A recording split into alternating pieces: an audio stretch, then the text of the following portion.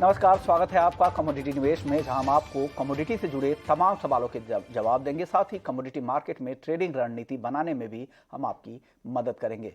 तो एक collar show है, तो सबसे पहले सवाल पूछने का तरीका बता देते हैं। आज सवाल पूछने का तरीका बेहद ही आसान है। आप हमारे नंबर 9136934058 पर अपने सवाल व्हाट्सएप कर सकते हैं। साथ ही आप हमारे सोशल मीडिया पेज के जरिए भी आप अपने सवाल हमें भेज सकते हैं।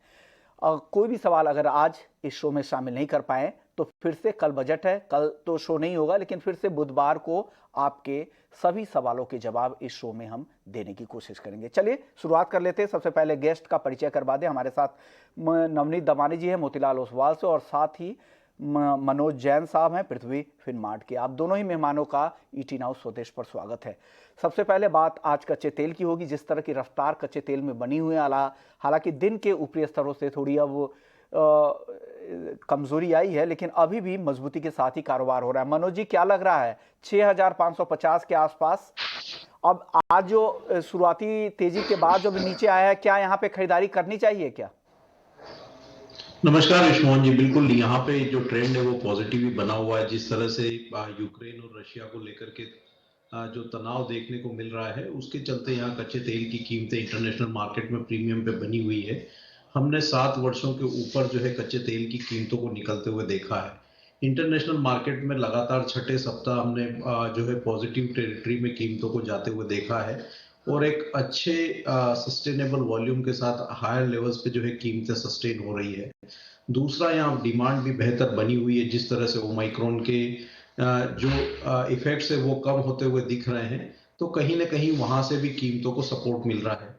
हमारा मानना है कि WTI यहाँ इंटरनेशनल मार्केट में $90 पर बैरल तक के लेवल जो है वो टेस्ट कर सकता है। वहीं अगर ब्रेंड की बात करें तो वहां भी 93-94 तक के लेवल्स देखने को मिल सकते हैं। भारतीय बाजारों में आज रुपये की मजबूती के चलते थोड़ा दबाव जो है ऊपरी लेवल से देखने को मिला है। मेरा मानना है कि 6500 6510 ये लेवल्स अगर मिलते हैं तो वो बाइंग के लिहाज से एक बार फिर बेहतर लेवल होंगे शाम के सत्र के लिए। तो थोड़ी और गिरावट मिलती है तो बाइंग करके चलें। 6440 का स्टॉप लॉस लगाएं। ऊपर में 6630 6640 तक के लक्ष्य यहाँ फिर लेकर के चल सकते हैं। कच्चे तेल को लेकर मनोज जी का। नवनीत जी, आपको कच्चे तेल में क्या लग रहा है? आपको कितनी तेजी और यहां से दिख रही है? मैं काफी हद तक सहमत हूँ जो मनोज जी कह रहे हैं, और मुझे लगता है कि जो मोमेंटम है, करंट मोमेंटम, जब भाव इतने ऊंचे लेवल पे रहते हैं तो थोड़ा बहुत करेक्शन या थोड़ा बहुत ऊपरी लेवल पे प्रॉफिट टेकिंग आना संभवित है, जो कि आज के सेशन में देख रहे हैं। बट मेरा बायस अभी भी पॉजिटिव है, और मुझे लगता है कि यहाँ से 20-30 रुपए नीचे यानी 6520 के आसपास आए तो बाई की स्ट्रेटेजी बनानी चाहिए। 6470 का स्टॉप लगाना चाहिए एंड 6600 6650 तक के टारगेट देखने मिल सकते हैं। ओवरऑल यूक्रेन रशिया के लेके जो हम कंसर्न्स कहे या थोड़ा बहुत रुपये में डेप्रिसिएशन आ सकता है, उसके चलते दोनों ही पॉजिटिव फैक्टर्स है क्रूड ऑयल में शॉर्ट टर्म के लिहाज से, तो बायस थोड़ा सा पॉजिटिव ही रहना ठीक भी है कच्चे तेल में, दोनों ही जानकारों का। चलिए बात कर लेते हैं नेचुरल गैस की, जहां भी रफ्तार बनी हुई है। पूरे एनर्जी पैक में अच्छी तेजी दिख रही है। मनोज जी, क्या लग रहा है नेचुरल गैस में आपको कितनी तेजी और दिख रही है? 370 के आसपास MCX पर भाव है। आज $5 भी यूएस गैस भी क्रॉस कर गया। क्या लग रहा है अब? बिल्कुल, यहाँ भी जो जियोपॉलिटिकल टेंशंस बने हुए हैं उसके चलते यहाँ पे कीमतों में सपोर्ट्स देखने को मिल रहे हैं, और हमने यहाँ पे गत सप्ताह कीमतों में एक ब्रेकआउट आते हुए देखा था, और उसके बाद आज भी यहाँ पे ऊपरी लेवल्स पर कारोबार देखने को मिल रहा है। मेरा मानना है कि 355 के ऊपर जब तक MCX वायदा कारोबार कर रहा है, यहाँ बढ़त बनी रह सकती है। 388 एक इमीडिएट रेजिस्टेंस है, अगर वो निकलता है तो 400 के पार भी जो है कीमतें जा सकती है। तो यहाँ पे शॉर्ट सेल जो है वो अवॉइड करना चाहिए। बाइंग की जा सकती है 355 के स्टॉप लॉस से। काफी वोलेटाइल काउंटर है, स्टॉप लॉस जरूर लगाए। ऊपर में 388 400 ये लक्ष्य जो है फिर एक बार यहाँ देखने को मिल सकता है। ओके, तो ये व्यू है नेचुरल गैस में मनोज जी का। नवनीत जी, आपको क्या लग रहा है नेचुरल गैस में? अगर हम 2 हफ्ते पहले बात करें तो 300 रुपए के आसपास नेचुरल गैस से ट्रेड करा था और स्ट्रगल करा था 300 रुपए ब्रीच करके होल्ड करने के लिए भी, और आज हम जब बात करें तो 360-370 रुपए के रेंज में है। बाय स्ट्रांगली पॉजिटिव लग रहा है, और यूक्रेन के थ्रू जो पाइपलाइन जाती है रशिया नेचुरल ऑयल की, उसको जो लेके एक नेगेटिव बायस बना हुआ है मार्केट में, उसके चलते हमको तेजी देखने मिल रही है। मैं स्ट्रांगली बाय रिकमेंड करता हूँ ये लेवल्स पर भी, और 370 375 तक के टारगेट देखने मिल सकते हैं। जब तक 352 का स्तर नहीं टूट जाता है, बाय ऑन डिप्स की स्ट्रेटेजी रखनी चाहिए, और 375 380 भी पॉसिबल है। यानी दोनों ही जानकार, दोनों ही एनर्जी पैक पे क्रूड और नेचुरल गैस तेजी की राय दे रहे हैं। चलिए कुछ सवाल जवाब भी ले लेते हैं। क्रिश हैं दिल्ली से, कॉपर पर राय जानना चाह रहे थे कि कॉपर में क्या करना चाहिए इंट्राडे के लिए। नवनीत जी, कॉपर में क्या करें आज? वेल आज के सेशन में थोड़ा सा साइडवेज ट्रेंड दिख रहा है कॉपर में। मुझे नहीं लगता है कोई डिसाइसिव ट्रेंड आज के सेशन में देखने मिलेगा। लास्ट वीक अगर हम देखें तो थर्सडे फ्राइडे को बहुत डीप करेक्शन आया था कॉपर प्राइसेस में। आज थोड़ा सा कंसोलिडेशन का माहौल है और आज के सेशन में मैं ये कहूंगा कि थोड़ा सा अवॉइड कर सकते हैं कॉपर में ट्रेड करने के लिए। इससे बेहतर निकल लग रहा है, वो बाय ऑन डिप्स की स्ट्रेटेजी वहां पर अपनाई जा सकती है। कॉपर के लिए फिलहाल आप यहाँ से ₹2 का स्टॉप लॉस रख के करीब करीब ₹4 के नीचे के टारगेट के लिए सेल कॉल शॉर्ट टर्म बना सकते हैं, बट कन्विक्शन उस कॉल पे थोड़ा सा लो है। ओके, तो ये भी है कॉपर को लेकर। चलिए अगले कॉलर है करुणेश हैं हैदराबाद से, सॉरी हरिद्वार से हैं। इन्होंने एल्युमिनियम ₹247.30 पर खरीदा है, जानना चाह रहे हैं कि एल्युमिनियम में अब क्या करें।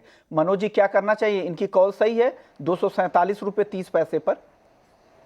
बने रह सकते हैं। यहाँ पे जो डिमांड है वो काफी बेहतर है और हमने इन्वेंट्री में लगातार गिरावट आते हुए देखी है। मोमेंटम पॉजिटिव बना हुआ है। 242 के नीचे का स्टॉप लॉस लगा के ये बाइंग में बने रह सकते हैं। ऊपर में 254 255 तक के लेवल्स जो वो शॉर्ट टर्म में देखने को मिल सकते हैं, तो यहाँ पे बाइंग की पोजीशन में बने रह सकते हैं। 242 का एक स्टॉप लॉस लगाएं।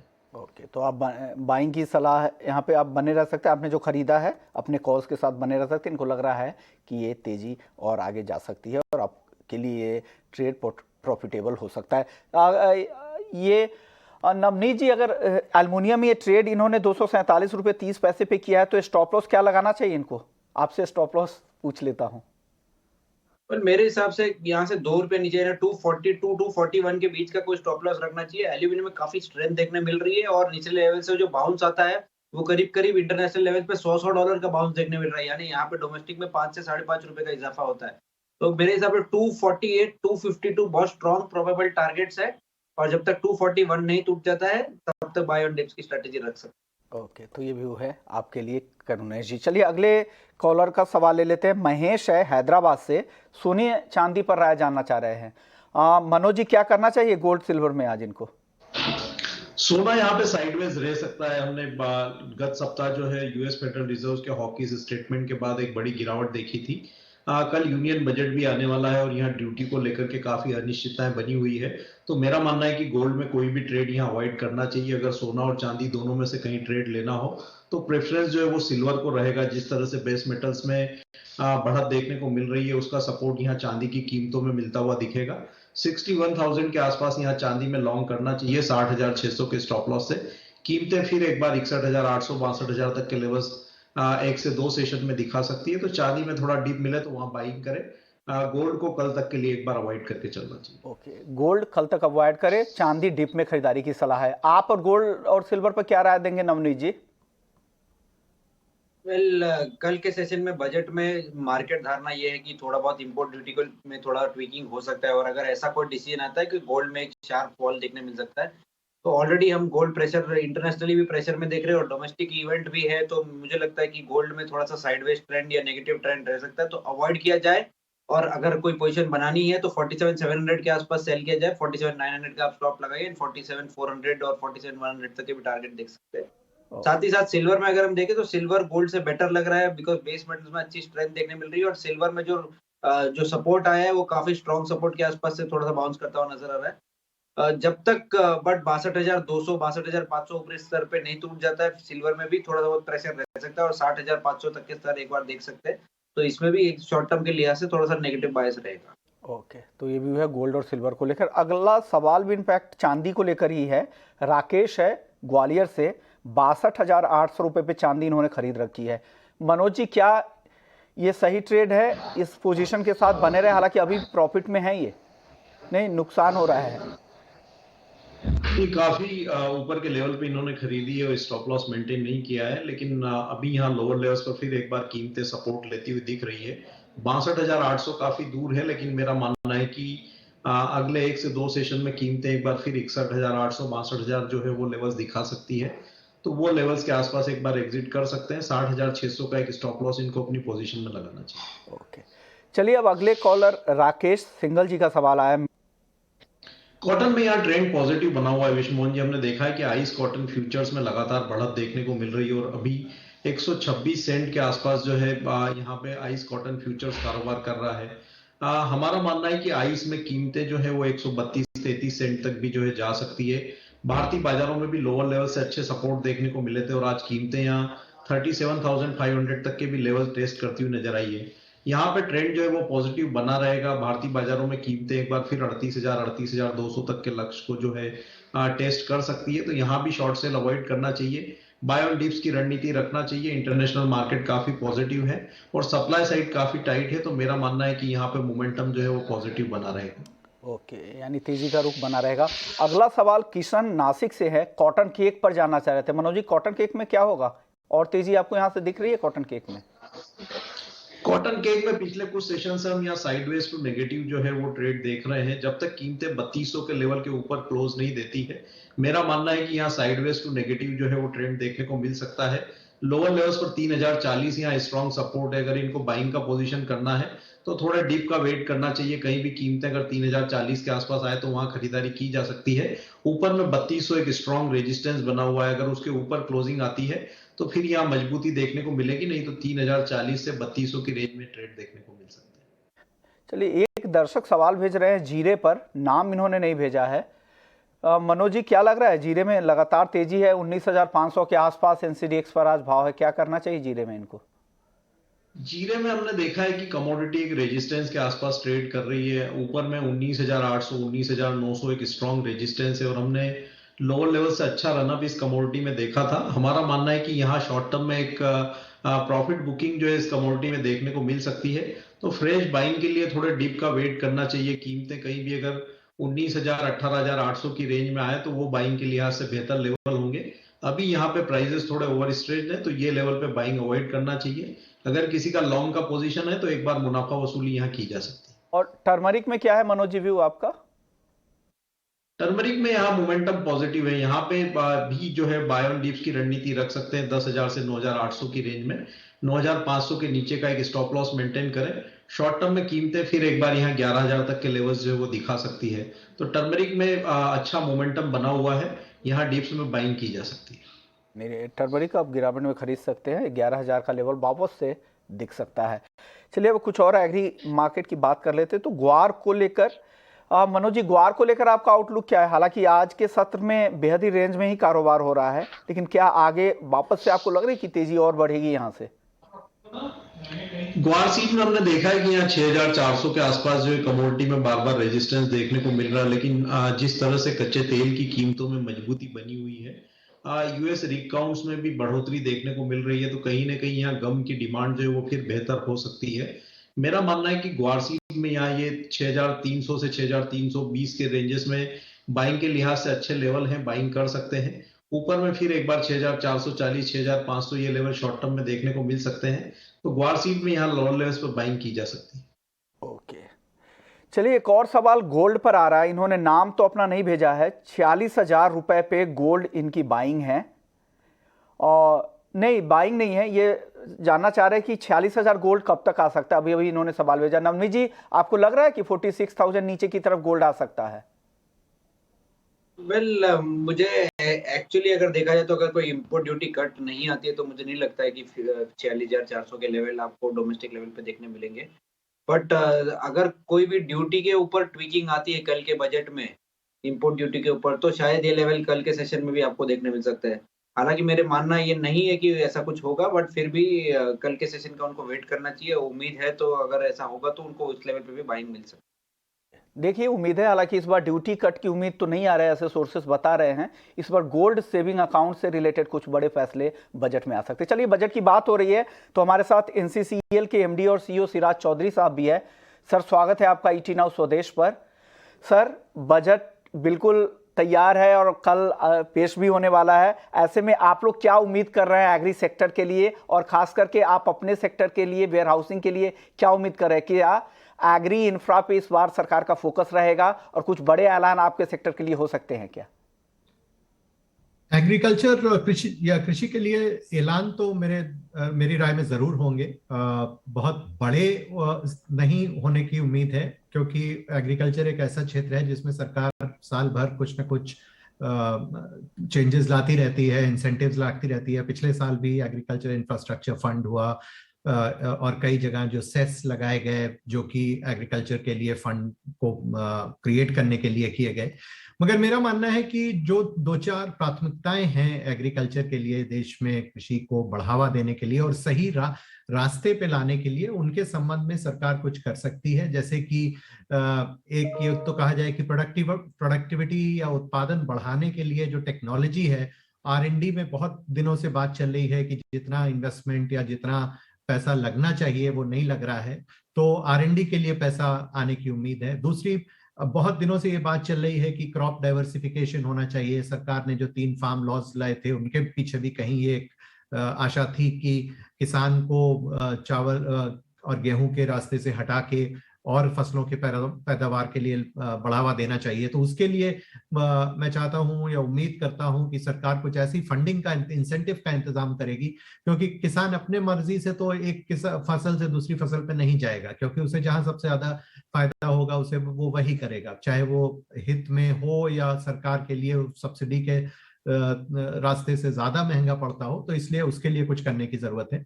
और जैसा आपने कहा, एग्री इंफ्रास्ट्रक्चर में जो जरूरत है, खास करके वेयर हाउसिंग में, वो ये मेरा मानना है कि एक ग्राउंड लेवल पे जो APMC है, जिसको कि अभी पिछले फार्म लॉज में कहीं पे ये लग रहा था कि उसको थोड़ा सा उसके रूप को या उसके रोल को कम करने की एक मंशा थी।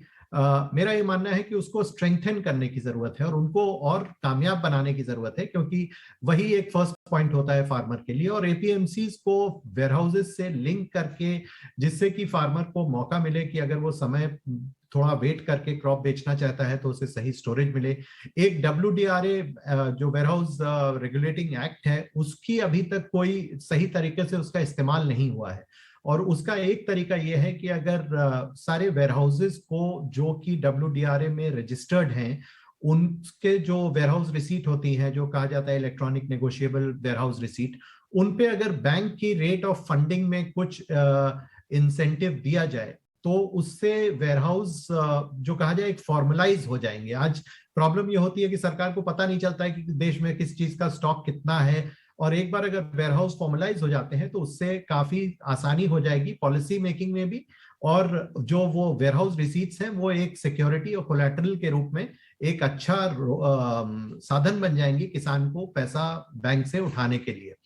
और एक चीज और है जो मैं चाहता हूं और उम्मीद करता हूं, क्योंकि जहां पे हम इतना आजकल एम्प्लॉयमेंट डिस्ट्रेस की बात कर रहे हैं, तो रूरल इकोनॉमी में एम्प्लॉयमेंट को काफी बढ़ावा दिया जा सकता है स्किल बिल्डिंग से। जैसे स्किल बिल्डिंग के उदाहरण मैं देता हूं, वेयरहाउस मैनेजमेंट एक सेपरेट स्किल है, या मंडियों में एसेइंग और ग्रेडिंग एक सेपरेट स्किल है। तो जो स्किल काउंसिल्स बनाई गई हैं उनको अगर इंसेंटिवाइज किया जाए रूरल पॉपुलेशन को ट्रेन करने के लिए इन क्षेत्रों में, और एग्री एक्सटेंशन के लिए ट्रेन करने के लिए, तो मुझे लगता है कि रूरल एरियाज में काफी एम्प्लॉयमेंट अपॉर्चुनिटीज बढ़ेंगी।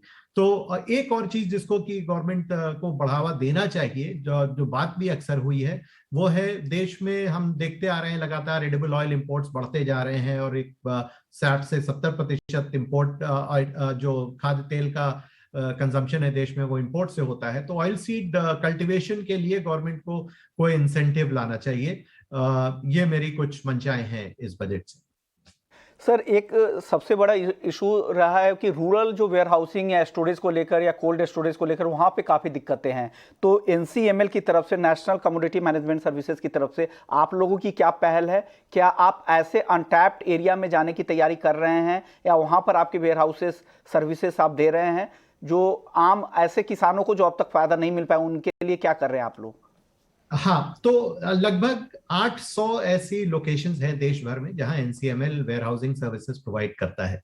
जाहिर है कि वेयरहाउसिंग सर्विसेज हम वहीं प्रोवाइड करते हैं जहां फसलें सरप्लस होती हैं, मगर वेयरहाउसिंग जो है उसका एक समझने की जरूरत यह है कि वेयरहाउसिंग अपने आप में वेयरहाउसिंग की जरूरत नहीं होती, वो सरकार को होती है जो कि ज्यादा मात्रा में माल प्रोक्योर करके स्टोर करना होता है। एवरेज किसान को वेयरहाउसिंग का मतलब है अपने पैसे को बांध के रखना, और वो तभी कर सकता है जब उसे या तो ये आशा हो कि दाम बढ़ेंगे, या उसे ये जरूरत हो कि इस पैसे को, इस फसल को गिरवी रख के उसे बैंक से पैसा मिल जाएगा। तो ये काम अगर हमें करना है तो इसी के लिए जैसा मैंने कहा कि वेयर हाउसिंग को थोड़ा ऑर्गेनाइज और रेगुलेट करने की जरूरत है, क्योंकि अगर ऐसा नहीं होता है तो बैंक्स को उस क्षेत्र में ऋण देने में थोड़ी सी जो कहा जाए झिझक होती है, हिचकिचाहट होती है, क्योंकि उनको वो सिक्योरिटीज काफी नहीं लगती है।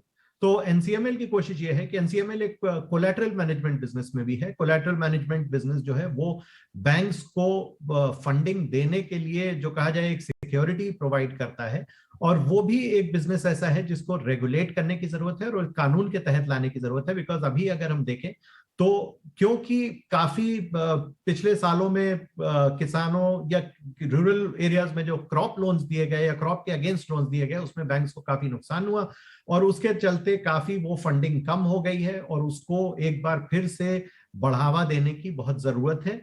जब मार्केट तेज होती है तब ये जरूरत कम हो जाती है, क्योंकि माल अपने आप बिकता है और उसे स्टोर करने की जरूरत नहीं होती है। आजकल जैसे उसकी जरूरत कम है, मगर जब मार्केट के दाम गिरते हैं तब उसको क्रॉप्स को स्टोर करने की जरूरत बढ़ जाती है, और इस फंडिंग की और इस सिस्टम को सही करने की और ऐसा बनाने की जिससे कि बैंक्स को, किसानों को या रूरल ट्रेडर्स को पैसा देने में झिझक ना हो और वो सेफ फील करें, और वो ऑर्गेनाइजेशंस जो उनको ये सिक्योरिटी प्रोवाइड कर सके उनको रेगुलेट और कुछ प्रोत्साहित करने की जरूरत है। ओके, चलिए, तो ढेर सारी मांगे और उम्मीदें भी हर साल तरह तरह की रहती है। देखते हैं क्या कुछ बजट में कल अनाउंस होता है। शुक्रिया सिराज चौधरी जी, आपने वक्त निकाला ET Now स्वदेश के लिए और अपनी उम्मीदों को हमारे दर्शकों के सामने रखा। तो ये थे नेशनल कमोडिटीज मैनेजमेंट सर्विसेज के MD और CEO सिराज चौधरी जी।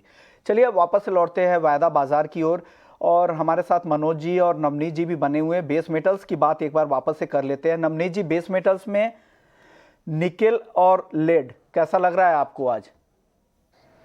वेल हमने देखा कि निचले लेवल से निकल में बहुत स्मार्ट रिकवरी देखने मिली आज के सेशन में। ऑलरेडी करीब 25-30 रुपए की नरमी के बाद में ऑलमोस्ट ग्रीन आके फिर से फ्लैट ट्रेड कर रहा है। मेरे हिसाब से निकल में जो है वो काफी स्ट्रेंथ देखने मिल रही है, और यहाँ से 20 से 25 रुपए की गेंस आपको अगले 1 से 2 दिन में देखने मिल सकती है। तो बाय ऑन डिप्स की स्ट्रेटेजी रखनी चाहिए, और पूरे मेटल कॉम्प्लेक्स में निकल, एल्यूमिनियम और जिंक, ये 3 मेटल है जिनमें थोड़ी काफी स्टेबिलिटी देखने मिल रही है, और यहाँ से भी करीब आधे से 1% की गेंस बहुत जल्द देखने मिल सकती है। एल्युमिनियम पसंद है इनको। मनोज जी, आपको बेस मेटल्स में क्या पसंद है?